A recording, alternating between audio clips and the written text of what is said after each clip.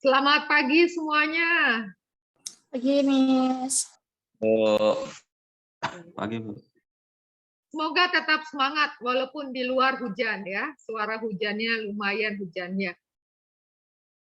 Kita berjumpa lagi di hari ini untuk melanjutkan pembelajaran kita. Dan sebelum lebih lanjut, kita akan mempersiapkan diri kita untuk berdoa. Dan doa itu akan dipimpin oleh teman kita, Trisya. Sebentar, Bu Guru siapkan PPT-nya.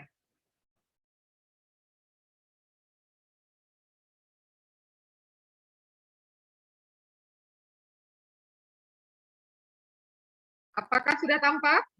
Masih loading, Bu. Oh, masih loading. Baik, sambil menunggu loadingnya, Bu Guru mau mengucapkan salam nih. Vivat Cor Jesu. Per Cor Maria. Ya, hiduplah hati Yesus melalui Bunda Maria. Ya, hari ini Selasa 8 Februari 2022. Ya, sudah tampak sekarang?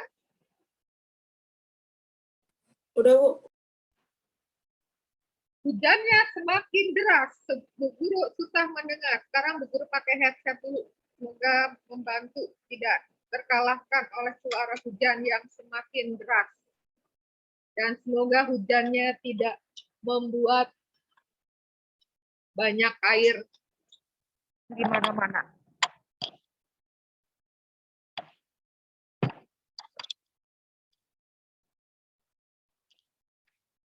Ya, sudah tampak belum?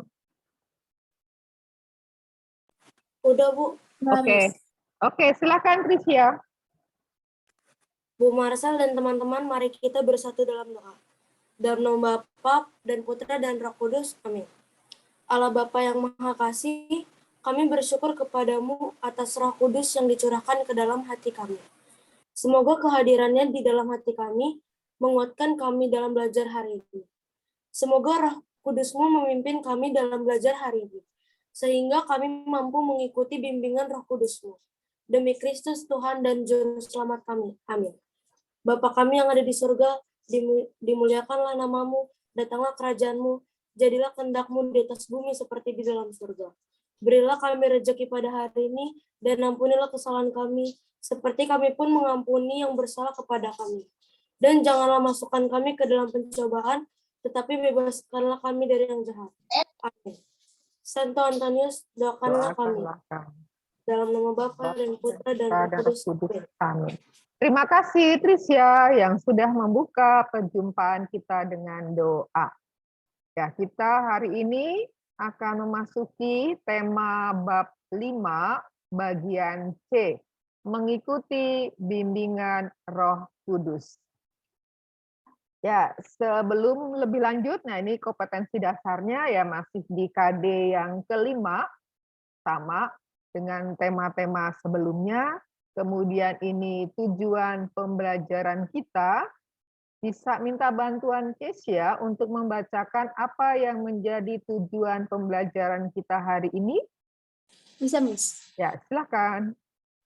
Tujuan pembelajaran kita yang pertama itu, 1. Setelah selesai kegiatan pembelajaran melalui pendekatan kateketis dan saintifik, peserta didik dapat menjelaskan berbagai godaan yang harus diwaspadai dan mengenali tanda-tanda bisikan yang bukan berasal dari Roh Kudus dengan tepat.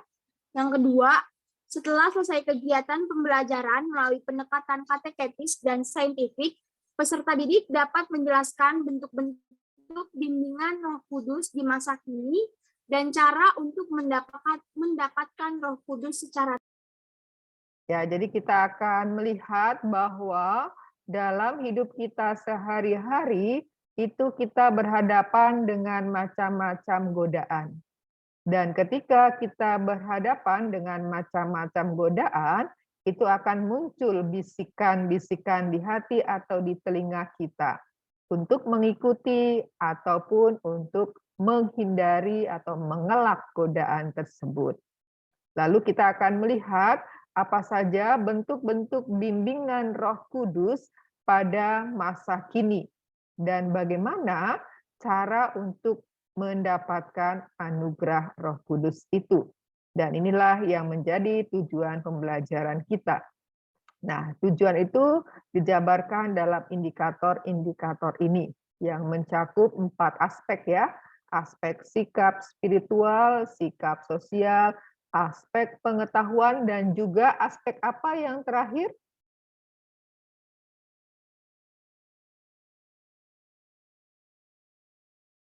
Sikap spiritual, sikap sosial, pengetahuan, dan yang terakhir? Aspek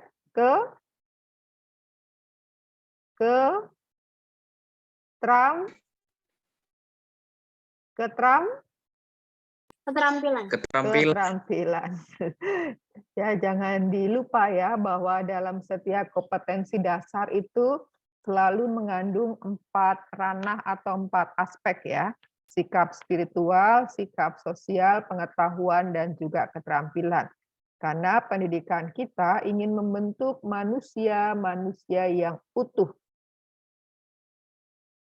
Nah, kita akan mengamati gambar. Nah, amatilah gambar-gambar itu, lalu nanti silakan pilih gambar nomor berapa dan komentarmu apa. Nah, ini berhubungan dengan orang berhadapan dengan godaan. Ya, nanti akan Bu Guru beri kesempatan untuk memberikan komentar atas gambar yang dipilih. Siap? Ya. Ada 4 gambar, silakan diperhatikan gambar-gambar tersebut, lalu kamu pilih gambar yang mana, lalu apa komentarmu. Ya, ini berhubungan dengan orang berhadapan macam-macam godaan. Bu, suara Ibu patah-patah, Bu. Oh, suara patah-patah. Iya, di saya, Bu. Yang lainnya Iya, apakah? Bu, suaranya patah-patah sama kecil, Bu. Soalnya efek hujan di sini kencang, Bu. Baik, Saya lancar, Bu. Kalau begitu, Lancar, Bu. ya kalau Maju. begitu Bu Guru ulangi. Ya, silahkan kalian amati ada 4 gambar. Gambar-gambar ini berhubungan dengan godaan-godaan yang ada di dalam kehidupan kita. Nah, sekarang tugasmu adalah memilih salah satu gambar tersebut dan berikan komentarnya. Ya, mulai dari siapa saya akan catat.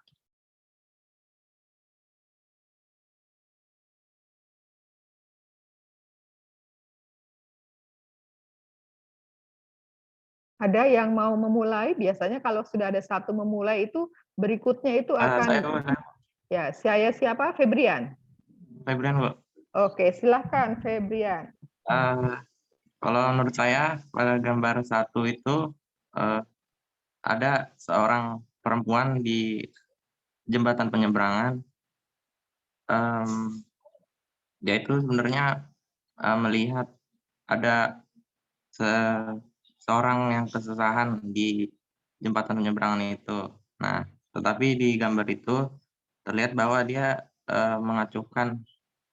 Jadi terlihat bahwa jiwanya itu tidak tersentuh untuk menolong orang yang kesusahan, Bu. Kalau menurut saya, Bu. Oke, terima kasih. Silahkan yang lainnya. Saya, Bu. Alex, Bu. Alex, silakan Alex. Gambar keempat, Bu. Gambar keempat.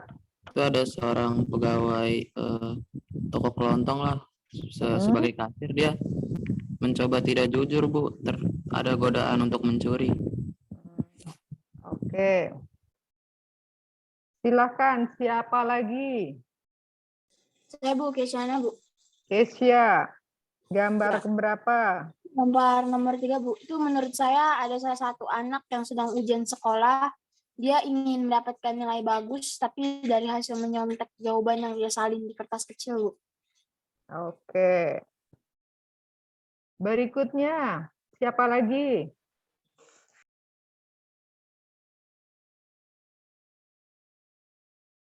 Siapa lagi? Saya, Bu. Dimitri, silakan. Saya pilih gambar nomor 2, Bu. Oke. Di situ ada sebuah anak yang berdoa, namun ia malah menyombongkan diri, Bu. Sebuah anak atau seorang anak? Seorang anak. Ya, silakan diulangi. Ada seorang anak yang berdoa tapi malah menyombongkan diri, Bu. Merasa ia lebih bagus dibanding temannya, Bu. Motornya, Bu. Oke. Ada lagi yang mau memberikan komentarnya? Ini sudah ada 4 ya. Ada Febrian, Alex, Kesia, dan Dimitri. Siapa yang menjadi orang kelima?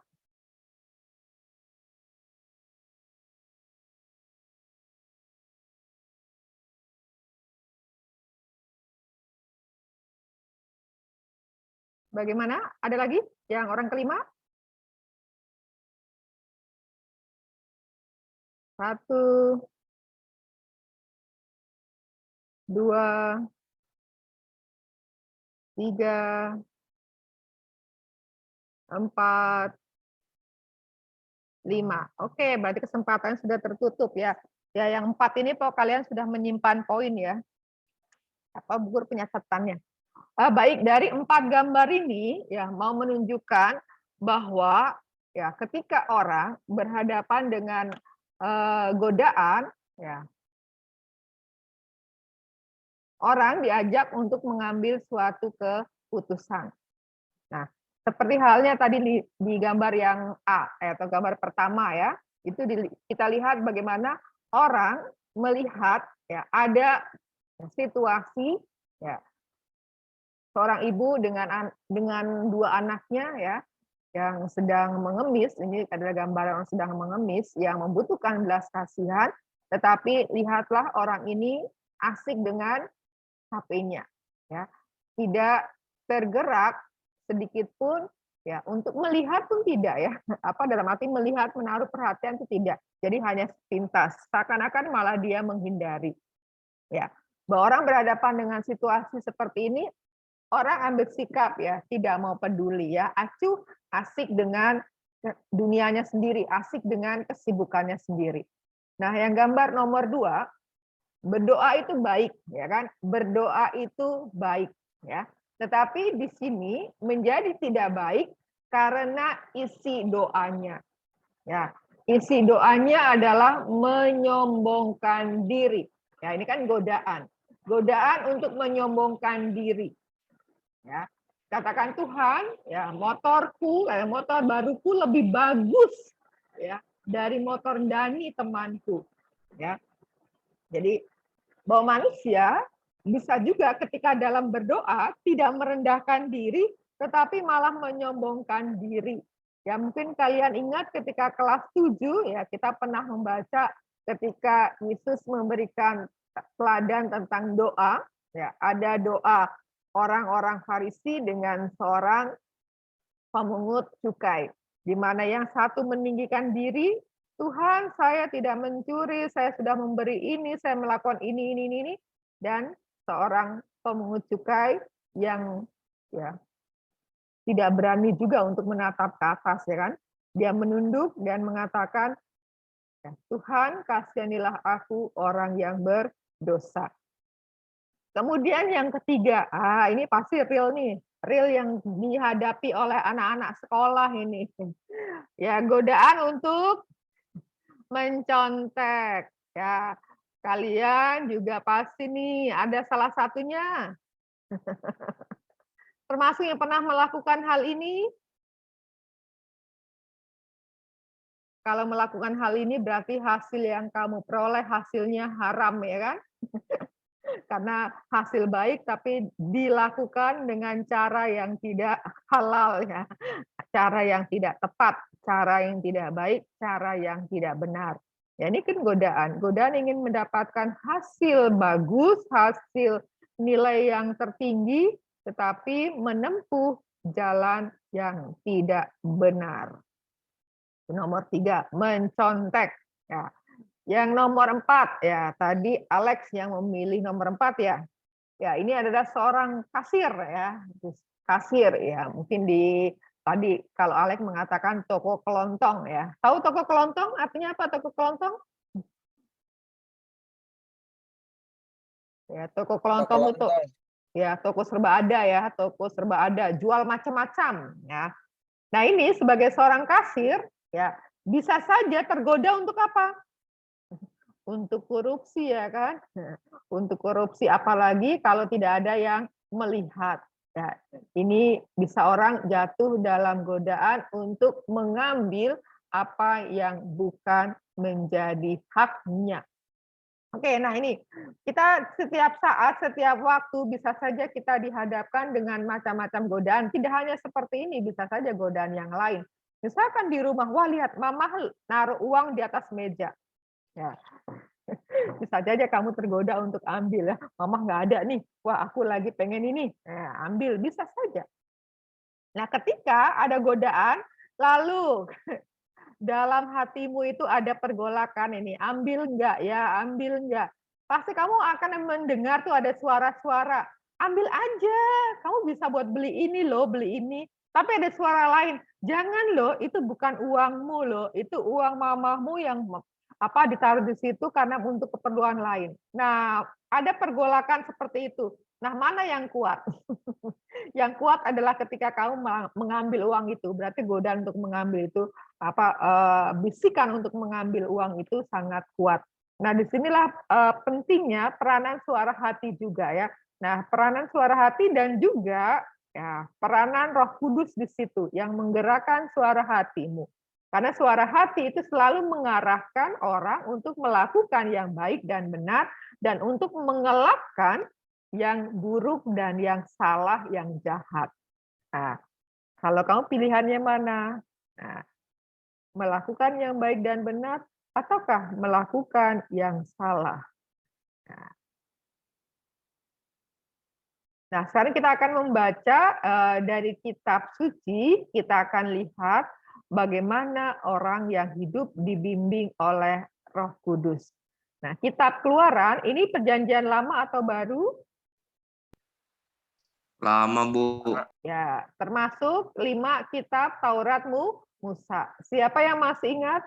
Kitab Taurat Musa ada 5 kitab. Kitab apa saja?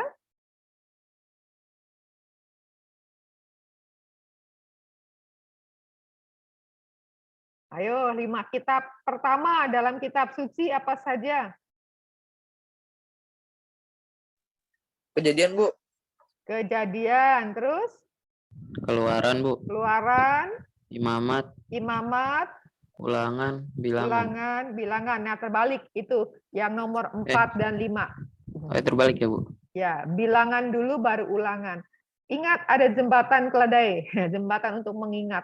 Kakak ibu.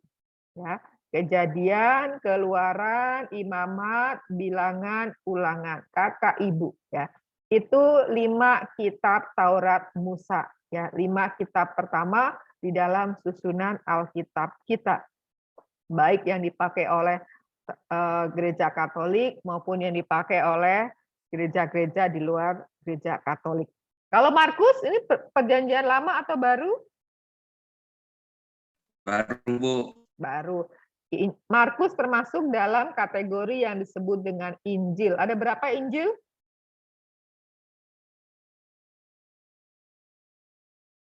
Ada berapa Injil dalam perjanjian lama?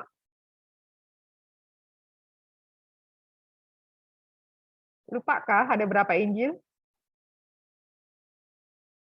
Dimitri ingat ada berapa Injil? 4 ya, Bu? Ada 4, betul. 1, Matius, Markus, Lukas, Yohanes. ya, Matius, Markus, Lukas, dan Yohanes. Jadi Injil ada 4, ya Bu Guru harap sih jangan lupa lah, ya kan? Matius, Markus, Lukas, dan Yohanes.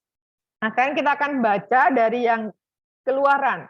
Allah menuntun umatnya. Siapakah bersedia membantu membacakan? Saya, Bu. Darel, silahkan Darel. Allah menuntun umatnya. Keluaran bab 13 ayat 17 sampai 22. Setelah Firaun membiarkan bangsa itu pergi, Allah tidak menuntun mereka melalui jalan ke negeri orang Filistin. Walaupun jalan ini yang paling dekat, sebab firman Allah, jangan-jangan bangsa itu menyesal apabila mereka menghadapi peperangan sehingga mereka kembali ke Mesir. Tetapi Allah menuntun bangsa itu berputar melalui jalan dan di padang gurun menuju ke laut Teberau. Dengan siap sedia berperang, berjalanlah orang Israel dari tanah Mesir. Musa membawa tulang Yusuf, sebab tadinya Yusuf telah menyuruh anak Israel bersumpah dengan sungguh-sungguh, Allah tentu akan memindahkan kamu, maka kamu harus membawa tulang-tulangku dari sini. Demikianlah mereka berangkat dari Sukot dan berkemah di Etam, tepi padang gurun. Tuhan berjalan di depan mereka pada siang hari dalam tiang awan untuk menuntun mereka di jalan, dan pada waktu malam dan tiang api untuk menerangi mereka, sehingga mereka yang dapat berjalan siang dan malam dengan tidak beralih. Tiang awan tetap ada pada siang hari dan tiang api pada waktu malam di depan bangsa itu. Ya, judul tadi Allah menuntun umatnya. Ya, inilah kisah menyambung ya, kisah Keluaran, yaitu bangsa Israel ketika keluar dari Mesir. Nah, ini dalam perjalanan menuju ke tanah terjanji. Coba ditunjukkan ayat mana yang menunjukkan bahwa Allah menuntun umatnya. Lalu bentuknya apa? Bentuk tuntunan Allah untuk umatnya itu dalam bentuk apa? Ayat 21, Bu. Darel ya? Bukan Bu, Alex, Bu. Oh, Alex. Nah, Alex ayat 21. Oke, apa bunyinya, Alex? Tuhan berjalan di depan, sebentar, Bu. Tuhan berjalan di depan mereka pada siang hari dalam tiang awan untuk menuntun mereka di jalan, dan pada waktu malam dalam tiang api untuk menerangi mereka, sehingga mereka dapat berjalan siang dan malam.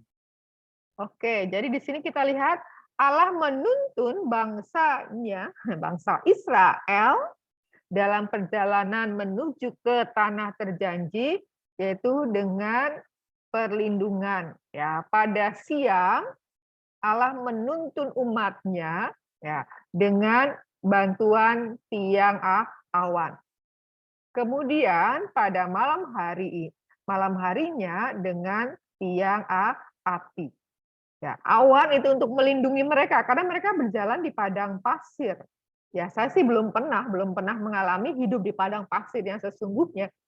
Tapi menurut literasi yang saya dengar, saya baca bahwa daerah padang pasir itu daerah yang dingin atau panas kalau siang hari? Panas, Bu. Ya, kalau siang hari itu panas, kalau malam itu dingin. Maka tiang awan itu melindungi mereka dari panas. Lalu tiang api itu memberi mereka kehangatan dan juga untuk melindungi mereka dari bahaya binatang-binatang di padang. Nah, karena di padang juga banyak hewan-hewan liar, ya, serigala dan sebagainya itu. Nah, ini tanda bahwa Allah ya menyertai umatnya ya dalam perjalanan menuju ke tanah terjanji. Ya, kalau kita lihat dari awal ketika bangsa Israel keluar dari Mesir kan juga sudah tampak bagaimana Allah menyertai mereka dengan kehadiran Musa dan Harun. Ya, lalu melewati Laut Merah. Bagaimana Allah berperan di situ, ya kan? Dengan memerintahkan Musa untuk mengacungkan tongkatnya ke arah Laut Teberau atau Laut Merah, sehingga Laut Merah itu terbelah, ada yang bagian kering, sehingga umat Israel bisa melalui jalan itu. Ya. Itu adalah tanda-tanda atau cara-cara Allah menuntun umatnya. Ya, ada banyak cara. Dan ini yang ditampilkan dalam Keluaran bab 13, 17 sampai 22 adalah bagaimana Allah menyertai, Allah membimbing, Allah memimpin, Allah menyertai umat Israel pada siang hari dengan tiang awan dan pada malam hari dengan tiang api. Nah, sekarang kita lihat yang berikutnya. Nah, ini ada 3 kutipan ya, 3 kutipan, maka saya minta bantuan 3 orang. Orang pertama dulu membaca, lalu nanti pilih orang kedua. Nanti orang kedua pilih orang ketiga. Silahkan, siapa yang pertama? Saya, Bu. Siapakah? Dimitri, Bu. Dimitri, silakan Dimitri. Yohanes Pembaptis, Markus 1 ayat 1 sampai 13. Inilah permulaan Injil tentang Yesus Kristus, Anak Allah. Seperti ada tertulis dalam kitab Nabi Yesaya. Lihatlah, aku menyuruh utusanku mendahului engkau. Ia akan mempersiapkan jalan bagimu. Ada suara orang yang berseru-seru di padang gurun. Persiapkanlah jalan untuk Tuhan. Luruskanlah jalan baginya. Demikianlah Yohanes Pembaptis tampil di padang gurun dan menyerukan, bertobatlah dan berilah dirimu dibaptis dan Allah akan mengampuni dosamu. Lalu datanglah kepadanya orang-orang dari seluruh daerah Yudea dan semua penduduk Yerusalem. Dan sambil mengaku dosanya, mereka dibaptis di sungai Yordan. Yohanes memakai jubah bulu unta dan ikat pinggang kulit, dan makanannya belalang dan madu hutan. Inilah yang diberitakannya, sesudah aku akan datang ia yang lebih berkuasa daripadaku. Membungkuk dan membuka tali kasutnya pun aku tidak layak. Aku membaptis kamu dengan air, tapi ia akan membaptis kamu dengan Roh Kudus. Oke, tunjuk orang kedua. Andriano, Bu. Ya, Andriano, silakan. Yang mana, Bu? Yang Yesus dibaptis Yohanes. Yesus dibaptis Yohanes. Pada waktu itu datanglah Yesus dari Nazaret di tanah Galilea, dan ia dibaptis di sungai Yordan oleh Yohanes.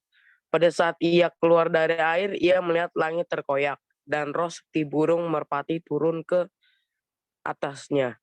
Lalu terdengarlah suara dari surga, Engkaulah anakku yang kukasihi, kepadamulah aku berkenan. Oke, silakan tunjuk orang berikutnya. Salvo. Salvo. Yang ini ya Bu, pencobaan di padang gurun ya. Betul. Segera sesudah itu roh memimpin dia ke padang gurun.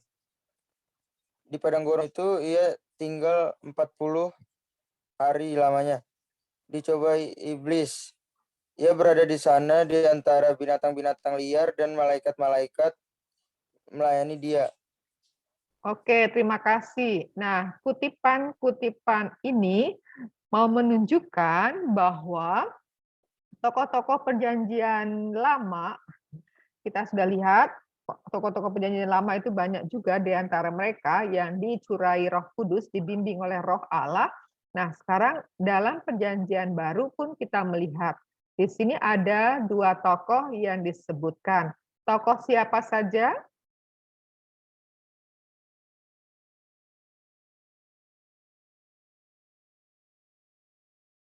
Tokohnya siapa yang disebutkan dalam kutipan yang baru saja kita baca ini?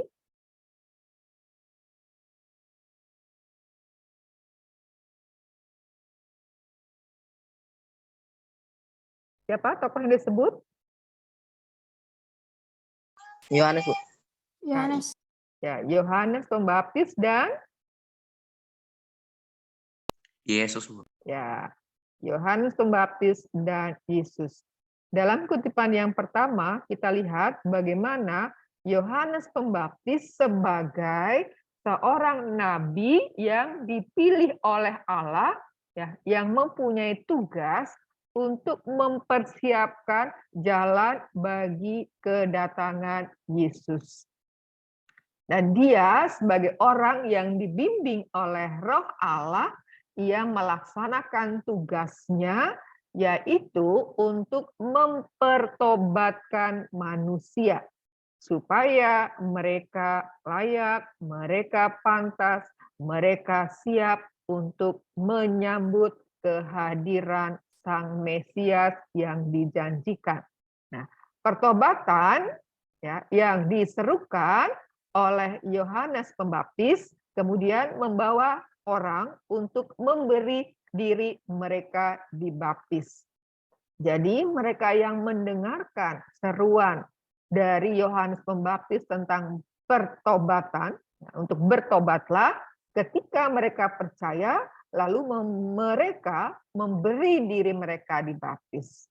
Dan ketika mereka dibaptis, maka mereka akan menerima rahmat pengampunan dosa. Maka dalam praktek sekarang, salah satu rahmat dari sakramen baptis adalah bahwa semua dosa diampuni. Dosa asal dan dosa pribadi yang dibuat sebelum dibaptis itu diampuni. Nah, lalu dikatakan juga bahwa Yohanes ini ya dikatakan ya membaptis orang-orang yang berasal dari berbagai macam tempat, ya, berbagai macam tempat. Kemudian di ayat ke-7 ya Yohanes mau menunjukkan bahwa bukan dia yang dinantikan, bukan dia itu Mesias, tetapi akan datang. Ya. Sesudah aku akan datang ia yang lebih berkuasa. Siapa yang dimaksudkan dengan ia yang lebih berkuasa? Siapakah yang dimaksudkan dengan ini? Ia yang lebih berkuasa itu siapa? Ia yang lebih berkuasa. Siapakah yang tahu? Siapa itu?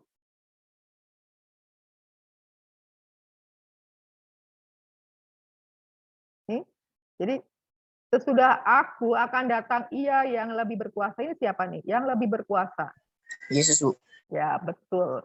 Yesus. Jadi bahwa Yohanes mau menyatakan dirinya bukan Mesias. Dirinya adalah seorang yang ditugasi untuk mempersiapkan. Ya, dan yang dipersiapkan itulah ia yang lebih berkuasa, yaitu Yesus. Lalu Yohanes lalu mengatakan, membungkuk dan membuka tali kasutnya pun aku tidak layak. Aku membaptis kamu dengan air, tetapi Yesus akan membaptis kamu dengan Roh Kudus.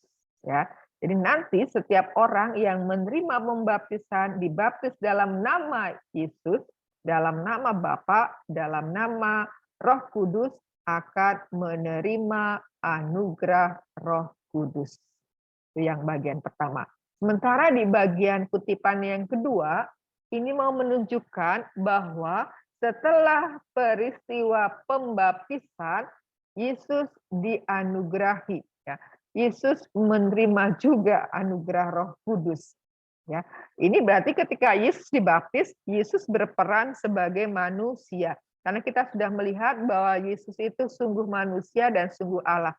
Nah, dalam hal ini adalah Yesus sebagai manusia, ia menerima pembaptisan. Nah, lalu dalam peristiwa itu juga ada kata-kata pelantikan dari Allah. Ya, engkaulah anakku yang kukasihi, kepadamulah aku berkenan. Ya, jadi bahwa dengan peristiwa pembaptisan itu, Yesus menerima anugerah Roh Kudus dan juga dinyatakan bahwa Yesus itu adalah anak Allah. Dan Allah sungguh berkenan kepadanya. Nah, ini mulailah Yesus nanti akan menjalankan misinya sebagai putra Allah, yaitu mewartakan kerajaan Allah, kerajaan Bapaknya. Lalu yang ketiga, pencobaan di padang gurun. Ya. Segera sesudah itu roh memimpin dia ke padang gurun. Ini roh siapa ini? Maksud roh apa nih? Roh ini maksudnya apa? Adalah roh. Segera sesudah itu roh memimpin dia. Ini roh siapa nih? Ya, Roh Kudus nih. Karena nih, ya ini karena masih ada hubungannya dengan di atas ya, Roh Kudus. Memimpin dia. Siapa dia? Dia ini siapa? Siapa? Segera sesudah itu roh memimpin dia. Dia ini siapa? Halo? Siapa? Dia ini siapa? Tuhan Yesus. Tuhan Yesus, betul. Tuhan Yesus. Oke, ya. Jadi segera sesudah itu Roh Kudus memimpin Yesus ke padang gurun.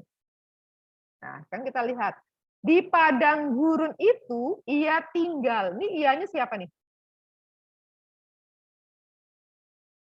Ia siapa ini? Ia Yesus atau ia Roh Kudus nih? Yesus, Mas.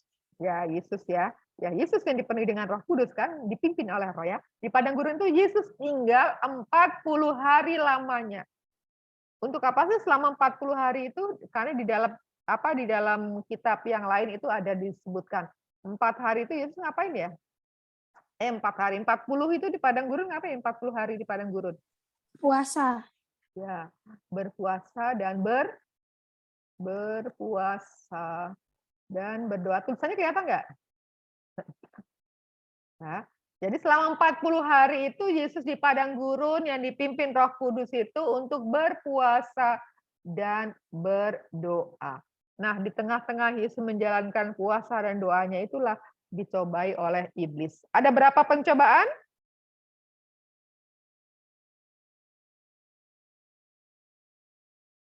Ya, kalau dalam Injil Lukas itu sangat jelas. Ada berapa pencobaan yang dialami oleh Yesus?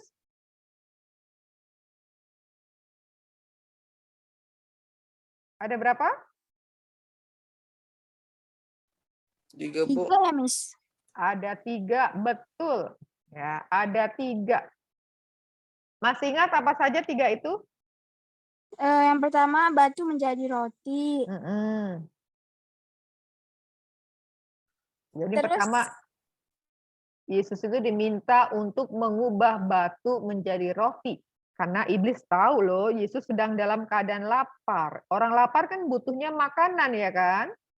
Oke, yang kedua. Menjatuhkan diri dari tempat tinggi, Bu. Ya, jadi Yesus dibawa ke bubungan bait Allah, lalu diminta untuk menjatuhkan diri. Ya, iblis mengatakan, pastilah Allah akan mengutus para malaikat untuk menatang engkau ya, akan menjaga di bawah supaya kamu tidak terantuk, terkena batu dan sebagainya. Oke, nah Yesus diminta tuh diuji untuk melakukan sesuatu yang spektakuler ya, pertunjukan. Yang ketiga, Yesus suruh menyembah iblis. dijanjikan apa? Dijanjikan kekuasaan di dunia, Bu. Dijanjikan dunia. Ya, jadi Yesus diperlihatkan kepadanya itu macam-macam kemegahan dunia dengan segala kekayaannya, dan iblis menjanjikan bahwa semua itu akan diberikan kepada Yesus kalau Yesus menyembah kepadanya. Lalu apa jawaban Yesus? Enyalah engkau iblis ya kan? Hanya Tuhan Allah saja yang patut disembah. Sesuai dengan perintah Allah yang keberapa? Hanya Tuhan Allah saja yang patut disembah. Perintah Allah yang ke? 1, Bu. 1 ya. 1 apa bunyinya? Jangan menyembah. Jangan menyembah Allah lain. Jangan menyembah berhala. Jangan menyembah berhala. Dan berbaktilah kepadaku saja. Dan cintailah aku lebih dari segala sesuatu. Ya, karena kekayaan itu bisa menjadi berhala bagi orang-orang tertentu. Ya. Oke, ya jadi itu ya. Kita lihat bagaimana Yohanes Pembaptis, bagaimana Yesus itu dipenuhi ya, dibimbing oleh Roh Kudus ya. Yohanes dibimbing Roh Kudus sehingga ia dapat melaksanakan tugasnya. Yesus juga dibimbing oleh Roh Kudus sejak ia dibaptis. Kemudian ketika ia mengadakan pemurnian motivasi ya, sebelum berkarya, bagaimana Yesus diuji dan ternyata Yesus tahan uji ya. 3-tiganya berhasil ditolak. Nah, dikata, ia berada di sana di antara binatang-binatang liar dan malaikat-malaikat lainnya dia. Jadi ketika Yesus berhasil menolak semua godaan itu, ya Yesus dilayani oleh para malaikat. Iblis pergi untuk mencari waktu, ya, mencari kesempatan yang baik untuk menggoda lagi, ya. Dan tampilan iblis menggoda itu macam-macam bentuknya. Nah, dari bagian ini ada yang mau ditanyakan? Bagaimana bahwa Roh Kudus itu membimbing orang-orang tertentu? Nah, nanti kita akan lihat apakah kita mengalami bimbingan seperti yang dialami oleh Yesus, dialami oleh Yohanes Pembaptis. Nah, sekarang kita lihat dulu ya, beberapa contoh godaan yang harus diwaspadai dalam kehidupan kita sehari-hari. Ya, bahwa dalam kehidupan kita itu nggak pernah lepas dari godaan. Ya, godaan dengan kehidupan itu seperti koin dengan dua sisinya. Ya, selalu membawa orang mau memilih yang mana. Ya, memilih dekat dengan Allah atau memilih jauh dari Allah. Ya, siapa mau bantu baca bagian ini? Aku, Bu. Ya, silakan. Siapa? Kesia ya? Ya, Bu. Ya, silakan. Beberapa contoh godaan yang harus diwaspadai dalam kehidupan sehari-hari. Misalnya, 1. Godaan untuk mencari kesempurnaan atau nilai tertinggi dengan cara yang tidak baik. 2. Dorongan untuk berbuat dengan mengharapkan pamrih, imbalan, atau balas jasa. 3. Godaan untuk melakukan pelayanan yang berlebihan sehingga tidak memperhatikan kewajiban-kewajiban lainnya. 4. Godaan untuk merasa senang memikirkan jasa-jasanya sendiri dan cenderung untuk dihargai. 5.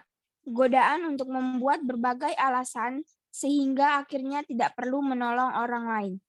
Baik, dari 5 godaan mana yang tidak jelas? Jelaskah maksudnya? Nomor 3, Miss. Nomor 3. Godaan untuk melakukan pelayanan yang berlebihan sehingga tidak memperhatikan kewajiban-kewajiban lainnya. Contohnya misalnya, ada sebuah keluarga. Sebuah keluarga, ayahnya ini sangat rajin untuk melakukan pelayanan-pelayanan di gereja. Ya, saking rajinnya, ya jarang di rumah. Lalu, karena jarang di rumah, maka ia tidak dapat memenuhi apa yang menjadi kewajiban seorang kepala rumah tangga. Ya, artinya dia mengutamakan pelayanan, lalu keluarganya terabaikan. Ya, anaknya mungkin tidak mendapat perhatian. Itu maksudnya. Jadi melakukan pelayanan yang berlebihan sehingga mengabaikan kewajiban-kewajibannya. Sama ini misalkan yang jadi pengurus OSIS juga ya. Pengurus OSIS itu juga pelayanan ya kan? Nah, ketika menjalankan tugas sebagai pengurus OSIS yang adalah pelayanan, tidak boleh meninggalkan kewajibannya. Apa kewajibannya? Ngerjain tugas. Ya, ngerjakan tugas, belajar ya. Jadi itu.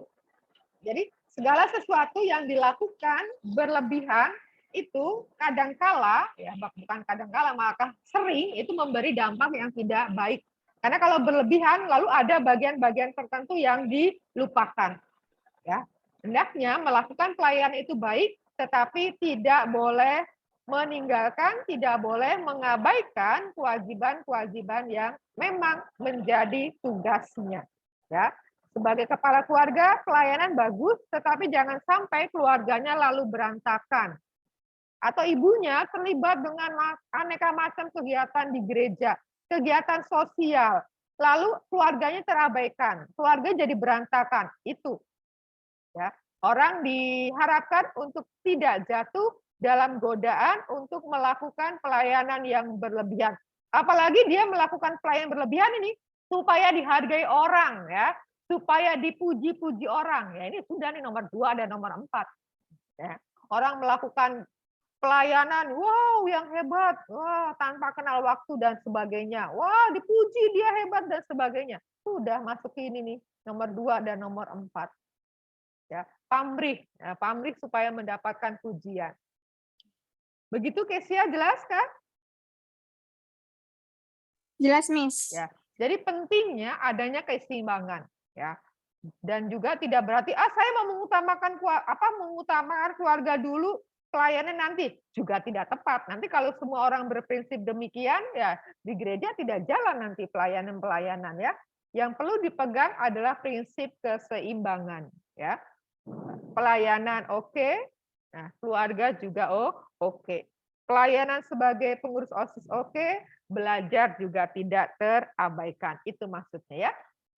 Oke, ada bagian lain lagi yang perlu diperjelas atau sudah cukup jelas? Cukup jelas, Mas. Ini kan gambar gambar nomor 1 tadi ini kan berhubungan dengan nomor 5 kan?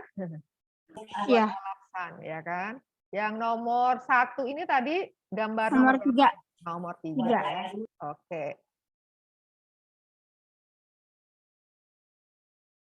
Bisa kita lewati? Bisa, Mas.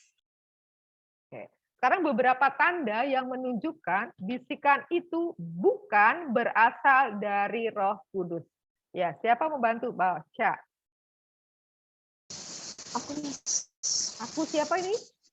Jovian. Siapa? Jovian.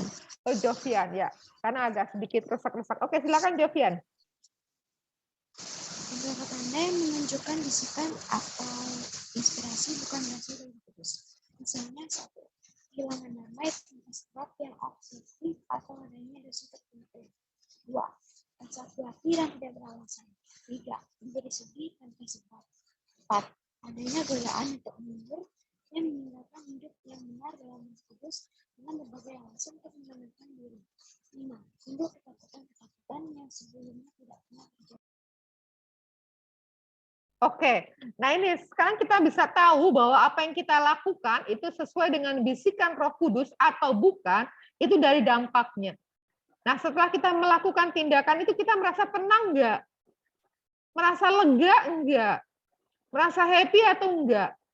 Kalau kita gelisah, ya, muncul takut, kok tidak tenang? Wah, bisa jadi menunjukkan apa yang kita lakukan itu tidak sesuai dengan kehendak Allah. Nah, bukan yang berasal dari Roh Kudus. Jadi kita setelah melakukan kegiatan, kita rasakan saja bagaimana dalam diri kita. Munculnya apa? Damaikah? Rasa tenang? Atau ketakutan? Kecemasan? Atau kekhawatiran? Atau tiba-tiba sedih tanpa sebab? Nah, kalau hal-hal itu yang terjadi, bahwa apa yang kita lakukan ternyata tidak mengikuti dorongan Roh Kudus. Dengan catatan untuk hati nurani yang masih jernih. Ya. Lain halnya kalau orang yang hati nuraninya sudah tumpul, orang menjadi terbiasa. Mencuri biasa saja. Orang korupsi biasa saja. Menyakiti orang biasa saja. Nah, ini adalah orang yang suara hatinya sudah tumpul. Ini yang tidak kita bicarakan di sini. Ya, ini kita bicarakan adalah bagi kita yang suara hati kita masih bekerja dengan baik. Setelah kita melakukan kegiatan, apa yang kita rasakan?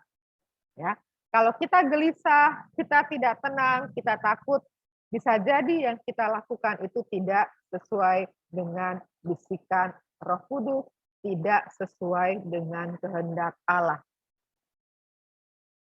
Ada yang mau tanyakan di bagian ini? Jelas ya? Nah, sekarang bagaimana Roh Kudus membimbing kita? Ya, Roh Kudus membimbing kita ada berbagai macam cara. Yang pertama adalah melalui sabdanya dalam kitab suci. Maka bagi orang beriman, ya diharapkan itu tekun untuk membaca kitab suci. Ya, karena dalam kitab suci kita bisa menemukan Allah yang mengajar, Allah yang menerangi, Allah yang membimbing, Allah yang menyatakan kehendaknya, dan Allah yang menegur dan menguatkan kita. Ya. Siapa yang punya kebiasaan membaca kitab suci setiap hari atau mendengarkan? Sekarang kan udah banyak macam-macam tuh, dengan audio, ya, dengan video, ya kan banyak gitu. Ya, diharapkan tiap hari bisa mengikuti itu.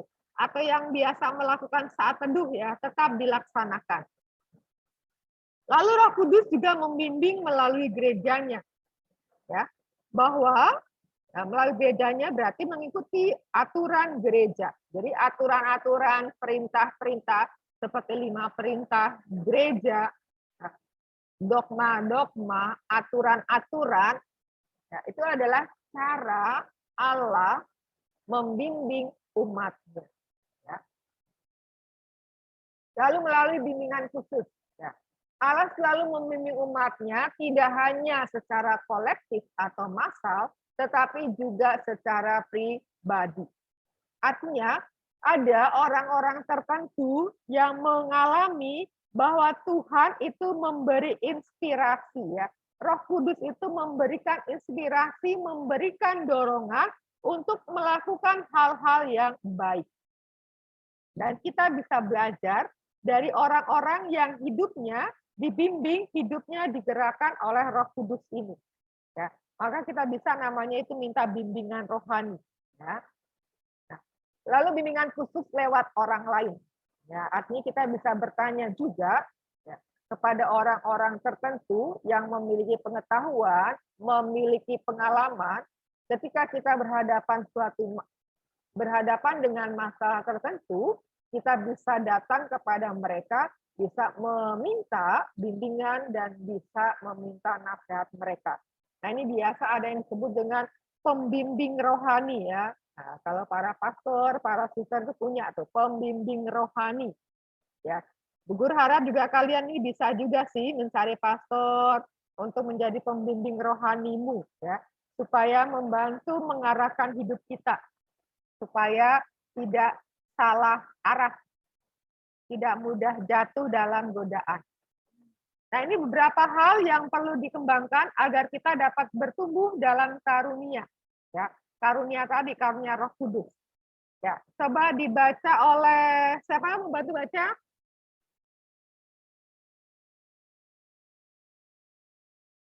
Siapakah? Saya, Bu. Ya, padahal ada 20 orang loh ya, yang suaranya ada, hanya beberapa orang, yang lain sedang tidur kali ya. Tadi siapa? Saya siapa? Dimitri, Bu. Oke, Dimitri. Oke. Beberapa hal yang perlu dikembangkan agar kita dapat tumbuh dalam karunia ini antara lain menjalani kehidupan doa yang baik dan mendalam, memiliki sikap kesungguhan hati dalam mencari kehendak Allah, percaya penuh kepada Tuhan bahwa Ia membimbing kita dalam membedakan roh, senantiasa menjalin dan mencari kehendak Allah. Mencari, ini salah nulis guru, mencari. Mencari kehendak Allah melalui firman-Nya dalam kitab suci. Menjadikan firman Tuhan sebagai pegangan yang pertama dan utama. Meminta bimbingan rohani kepada mereka yang sudah lebih lama terlibat dalam kehidupan rohani. Ya, jadi ini cara-cara yang bisa kita lakukan supaya kita semakin bertumbuh ya dalam karunia roh. Hidup dalam bimbingan roh. Nah, ini ada dua cara untuk menerima Roh Kudus. Yang pertama adalah melalui menerima sakramen baptis. Jadi orang Katolik pertama kali menerima anugerah Roh Kudus adalah saat dibaptis. Kemudian Roh Kudus ini semakin diteguhkan, ya, semakin diberi tempat untuk menjalankan peranannya secara penuh, yaitu melalui penerimaan sakramen krisma. Ya, jadi cara yang pertama dengan menerima sakramen baptis, yang dua dengan penumpangan tangan pada saat penerimaan sakramen krisma. Siapa di sini yang sudah krisma? Belum ya? Yang Lagi belajar, Bu. Oh, lagi belajar, oke. Nah, ini membedakan roh. Ya, tadi itu ya bisikan, ini bisikan dari yang baik atau bisikan dari yang jahat. Silakan bantu baca.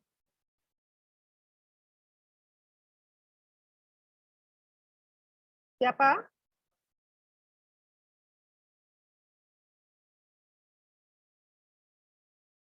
Ada 21 orang loh. Saya aja, Bu. Siapa? Jorel ya? Iya, Bu. Silakan Jorel. Membedakan Roh Kudus. Roh Kudus memberikan karunia kepada kita untuk mampu membedakan antara yang baik dan yang jahat, yang benar dan yang salah, yang asli dan yang palsu. Tujuan dari karunia ini membawa kita untuk dapat mengerti dan mengenal apa yang dikehendaki Allah bagi kita. Ya, dilanjutkan. Membedakan roh. Peranan karunia membedakan roh, membantu orang dalam menentukan pilihan, yaitu untuk memilih antara perbuatan yang baik dan yang jahat, antara yang baik dan yang lebih baik, antara bisikan roh Allah dan bisikan roh jahat. Menguji apakah roh itu berasal dari Allah atau bukan merupakan satu tuntunan dasar hidup Kristiani. Perumpamaan tentang lalang di antara gandum. Dari ayat Matius 13 dari 24 sampai 30 adalah satu contoh perbedaan roh. Konsili Vatikan kedua menggunakan istilah discernment dalam pengertian membaca tanda-tanda zaman untuk menunjukkan pentingnya karunia membedakan roh. Ya, ini jadi tentang membedakan roh ya. Karunia ini memampukan untuk membedakan mana yang baik, mana yang salah. Baik, mana yang baik, mana yang buruk, mana yang salah, mana yang benar. Ya, coba dibaca oleh siapa ini berikutnya?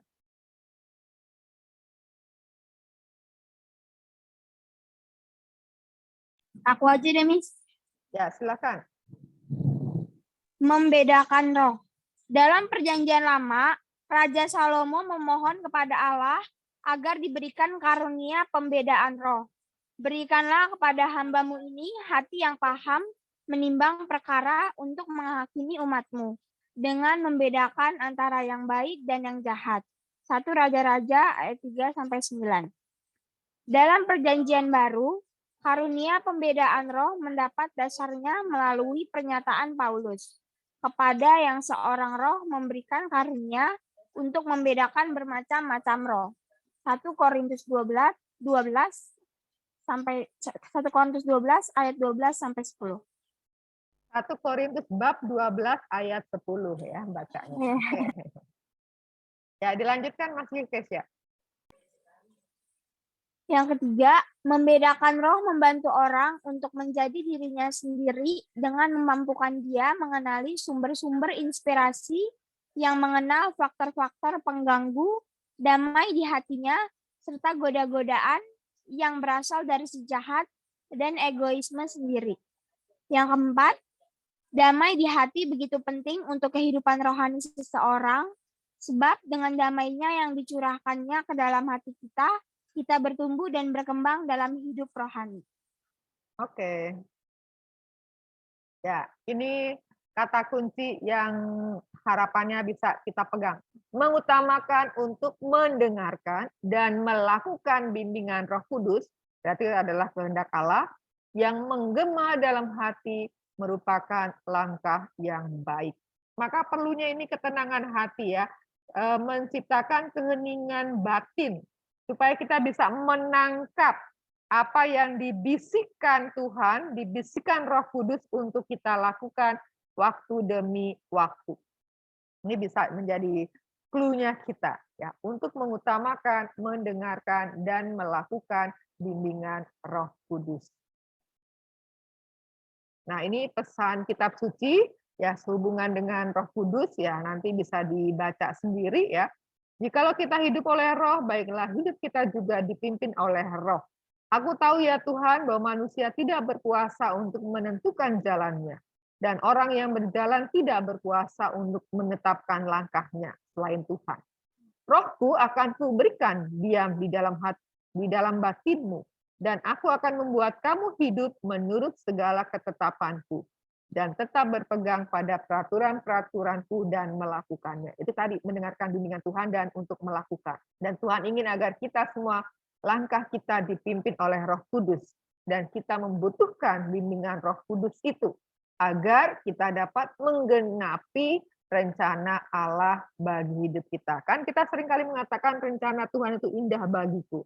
Nah, kita membutuhkan bimbingan Roh Kudus itu supaya rencana Allah yang indah, yang baik itu terjadi dalam diri kita. Dan ini agenda untuk hari Selasa yang akan datang. Entah PTM, entah PJJ, akan ada ulangan dan kita akan menggunakan Google Form. Maka kalau nanti PTM ya harus disiapkan paketnya, kuotanya ya. Ulangan bab 4, bab 5, ABC. Bentuknya PG, benar dan salah. Lalu ada penilaian keterampilan praktik doa. Doa mohon karunia Roh Kudus. Ya. Ini nanti akan saya share juga di grup. Ini penilaian sikap, silakan nanti ketika materi dikirimkan, kalian menilai diri sendiri, ya. Apakah selama ini selalu berdoa sebelum dan sesudah mengikuti pelajaran dan seterusnya. Ini nanti untuk dipelajari saja. Ini untuk dilihat saja. Ini nanti yang saya akan tugaskan ini, ya, untuk membuat satu puisi tentang Roh Kudus. Lalu ini refleksi, silakan direfleksikan, tidak usah dituliskan, ya. Tapi kalau menulis silakan, tapi saya tidak mewajibkan. Kalau menuliskan dan dikirim kepada saya, ya akan menambah poin untukmu. Sehingga saya menyimpan, ya, menyimpan nilai-nilai, menyimpan poin-poin untuk memperbaiki ketika ada terjadi nilainya kurang. Ya, kita akan tutup dengan doa penutup, dan tadi yang bersedia adalah Darel. Silakan Darel.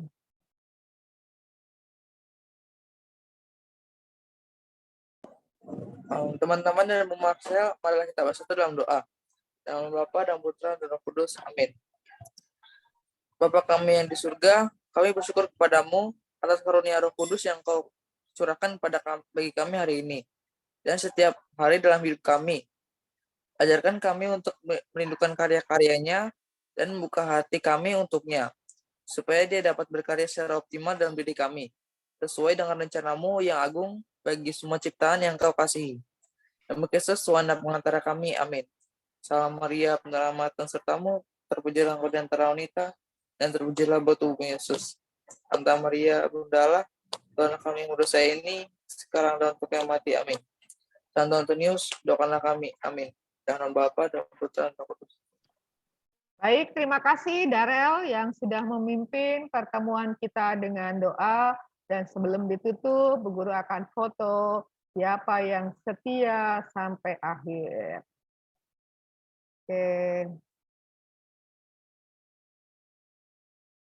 Tinggal 20, berarti murid tinggal 19 dari 25. Ya kan, kamu sekarang 25 lagi. Silakan wajahnya diperlihatkan. Karena ini akan menjadi catatan-catatan loh ketika di-share di grup guru. Ya kan, kelihatan, wah, siapa yang memang sungguh-sungguh berani menampilkan dirinya. Oke, saya hitung sampai 3 ya. 1. Nanti Salomita, Bu Guru minta catatannya siapa yang hadir ya dan yang tidak. Catatan apa ya, Bu? Yang hadir dan tidak, punya nggak? Oh, tadi saya cuma nyatet yang nggak hadir doang, Bu. Ya udah yang hadir aja, yang nggak hadir nggak apa-apa. Ya kalau yang nggak hadir catatannya kan berarti yang tidak dicatat berarti hadir ya kan? Iya, Bu, gitu. Yang tidak hadir aja karena lebih sedikit ya. Iya, sudah hadir. Bu, sudah saya. Oke, sekarang saya mau foto ya. 1, 2, 3. Saya kirim dulu di grup kelas supaya tidak salah nih. Saya pernah minggu lalu saya mau kirim ke kelas mana, nyasar ke kelas mana. Kelas 8A. Manakah 8A?